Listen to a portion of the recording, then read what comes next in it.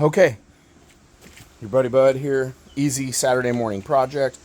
Bridgestone there, worn out. Got about 11,000 out of it. Did a good job for me, 11,000, but we're ready to upgrade. We're going to go over to this D404. We're going to do it ourselves by hand, piece of cake. Got a regular 3-ton floor jack, a little bit of cardboard there between the frame and the jacks. Try to keep from scraping the paint off of it.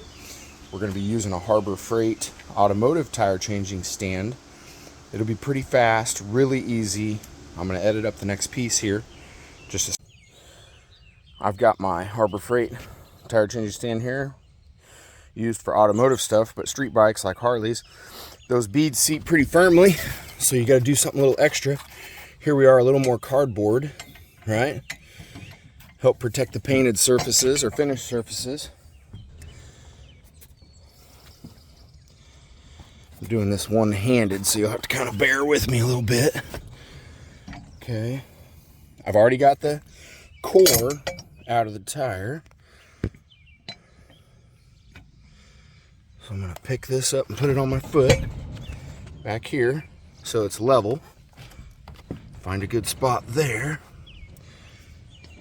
And then right there, line that up.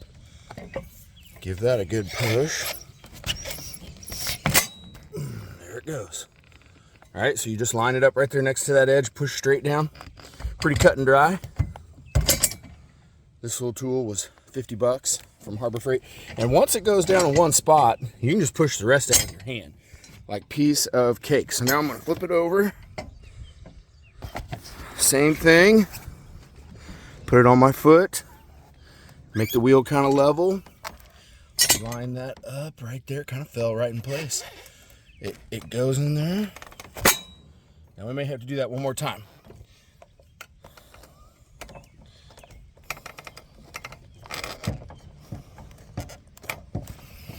Well, I need to put the phone down so I can have both hands. There. All right, so let's start that over one more time. And I'll turn it, since it didn't get it on the first bite, I'll turn the wheel a little bit and try another little piece of it. Okay. Let's do that again. I would be done by now, but I'm taking video at the same time. You know what I mean? One-handed, so. Did that do it? Yeah, see how this has multiple pins? I've got it in the top pin because I was doing an automotive tire, which is twice as wide. So the second one's being a little bit more of a booger. This part's not easy either. Let's do this. Okay, so in my wrestling of the arm there a minute ago, I accidentally hit the off button on the phone. Trying to do this one-handed. So at the same time, I moved my pen over to the middle pin. And now, it shouldn't be any problem. I'm just kind of barely bouncing my weight on it. And yeah, that's it. It's already got it down. Right there. So now we just take it over here. And since it's down right there, I can just, you hear that? The rest of it will go by hand. Piece of cake. Okay, now I got to go back around to the front of the house and get the tire change stand out. All right, here we go. Basic tire changing stand. Wheels up here. I've already, broke the bead loose up there with the tire changer. Stand like this. So the next step's pretty easy, right? I'm going to put the valve stem at 9 o'clock. That's to me 9 o'clock. And then I'm going to put my first tire iron over here. And I'm going to push down over here. And while I'm at it, just to make it really super simple, this is what I'd suggest everybody do. 3 tire irons, 2 or 3 inches apart. Get them set in there. You push down opposite side, push down. Work it over. One of them fell out, but that's no big deal. You do it right, then it stays there after that. If I'd have had that third one, I'd have pulled it over too. But instead, I just put this one back in where the third one was. Work our way around the clock, right?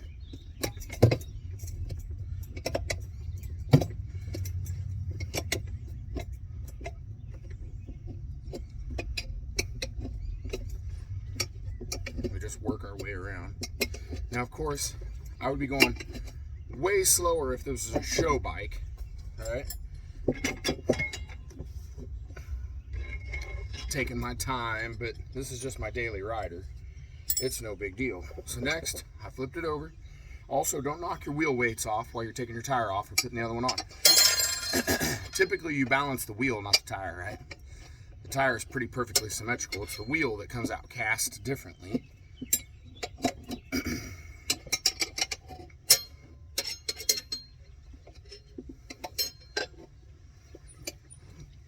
So just again, same thing, second side. Work our way around.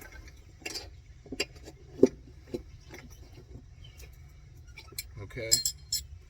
Now I went outside the wheel on both sides, so now what I've got is I've got a huge gap there. See that? Between the wheel and the tire, because I went outside the wheel. So now I'm going to bring that gap to me, and then it's just this simple right here. That's it. Okay, get that out of the way. Old tires off. Super easy.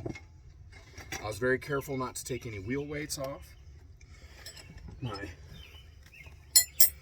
Now what I do is next, I take my paste, all right, blend this paste, piece of cake, and I put it right there on that bead, so that way when I go to air it up, it doesn't take a terribly lot of the paste to air up.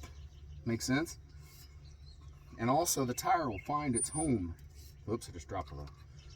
The tire won't get stuck in any one spot because it's slippery. So when you go to beat it up, you know, you need the wheel all the way around to be touching the tire all the way around. But if it's dry and it has a spot that it's hung up on, that's where your air is going to escape, and it's going to be hard to get it to beat up, because Harleys don't use inner tubes that I'm aware of. I mean, somebody might somewhere. So you need that wheel to find its central position, centered up position. The easier the better. So I lube the inside of the wheel up right here. Okay. Try to leave behind a, you know, just a very thin film. And then I'm going to do the same thing to the tire. And this is a directional tire, so I'll be trying to figure that out. This right here, the bike's going this way. So I need to make sure that my arrow, if the bike's going that way, my arrow, it's on there just right now. Okay? So it's going to go straight down from here. So what I'm going to do is, I'm going to flip it over. This will make sense here in just a second. So right now it's backwards. Okay, I'm going to lube it up. Make it easy on myself. Pile this stuff on. Won't hurt a thing. Dry, slightly tacky. Helps hold a tire in place, which street bikes you don't have to worry about that too much. Off-road bikes will move on the rim a little bit, especially if your rim lock's old. Street bikes are pretty good because, like I say, their beads are super tight. They have to be airtight. They don't use an inner tube. So there's that. Now what I like to do is this balance dot right there. That's the balance dot of the tire. I always put it at the valve stem. Okay. So we're just gonna help seat that baby on there. Nice and easy.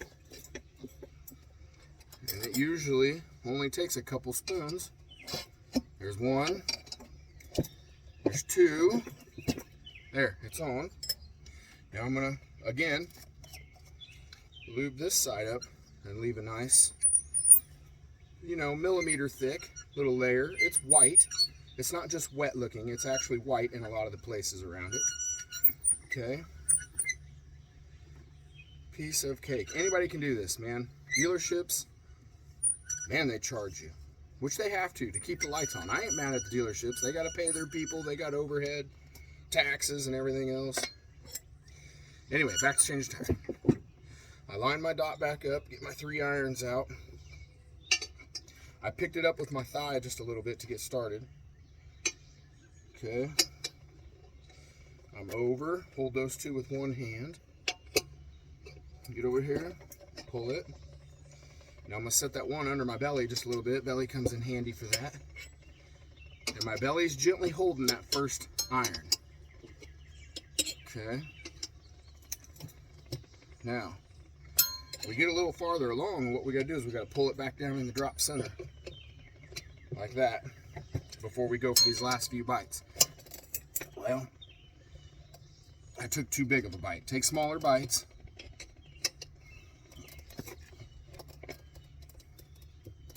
Trying to be gentle here where I don't flick a tire iron across the yard.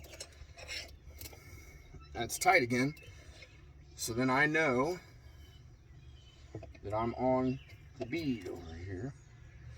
I need to pull it down off the bead a little bit. Whoa. Yep, it's on the bead.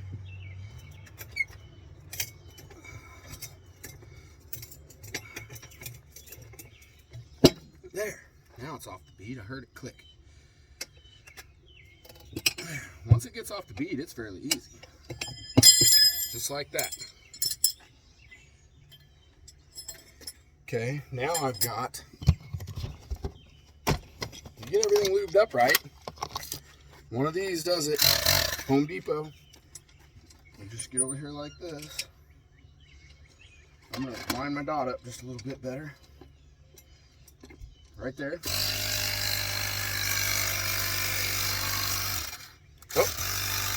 Oh, that battery's dead. I have to remember to put that on the charger. There we go.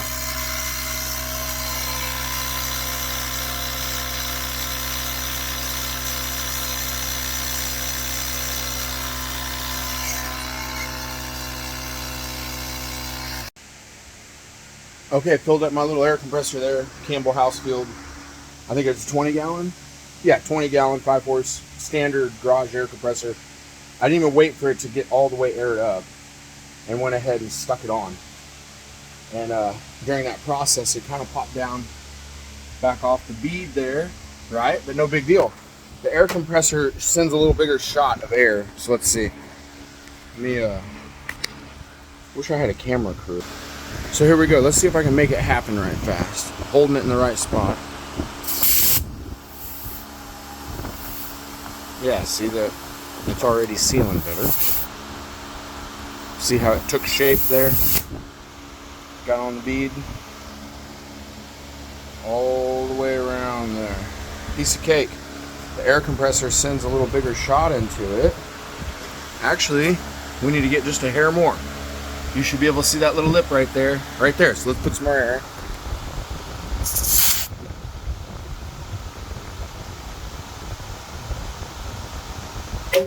Boom. There it goes. Popped up. Check the other side. Other side's legit. We got our balance dot there. So now anytime I'm going to check my air, I know what to look for, right? You can see that dot from like 50 feet away. Maybe farther than that. Okay.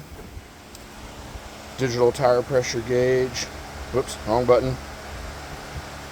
There we go. Let's see how many pounds it took to get that to pop. 40 pounds. 41. 41 pounds. Not bad at all.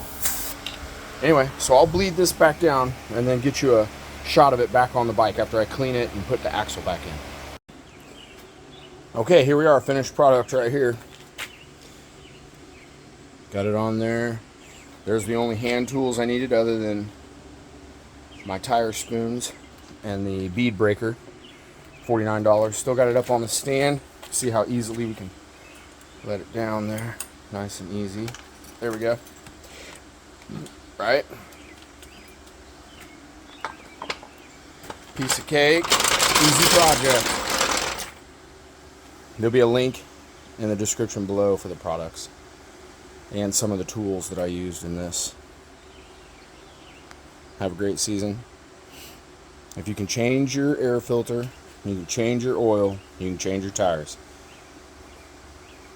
Have a great day.